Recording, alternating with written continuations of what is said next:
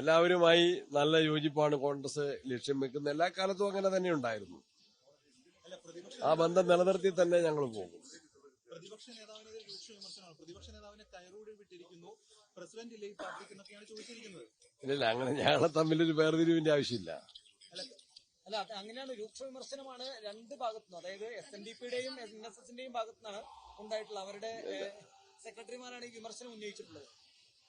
ഞങ്ങൾ വളരെ സൗഹൃദം ആഗ്രഹിക്കുന്നു, ആലോചിക്കുന്നു. എന്തെങ്കിലും പ്രയാസങ്ങളുണ്ടെങ്കിൽ അത് ചർച്ചയിലൂടെ പരിഹരിക്കാൻ സാധിക്കും എന്നാണ് ഞങ്ങൾ കരുതുന്നത്. അതിന് അദ്ദേഹം തന്നെ മറുപടി പറഞ്ഞിട്ടുണ്ട്.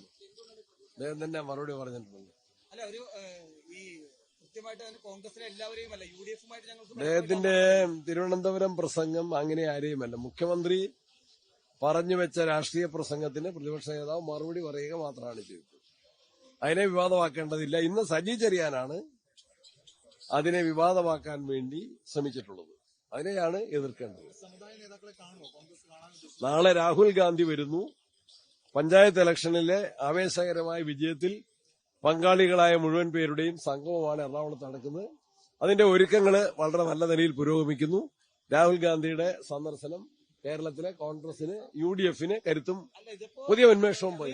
വിമർശനം വന്നിട്ടും പാർട്ടി പ്രസിഡന്റ്, സംസ്ഥാന പ്രസിഡന്റിന് അതിലൊരു പ്രശ്നമില്ലെന്നാണോ? എന്തെങ്കിലും ഉണ്ടെങ്കിൽ ഞങ്ങൾ ചർച്ച ചെയ്യും.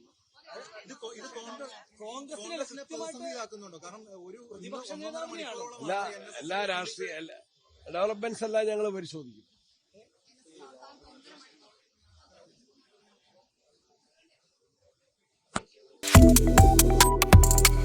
Subscribe to One India and never miss an update.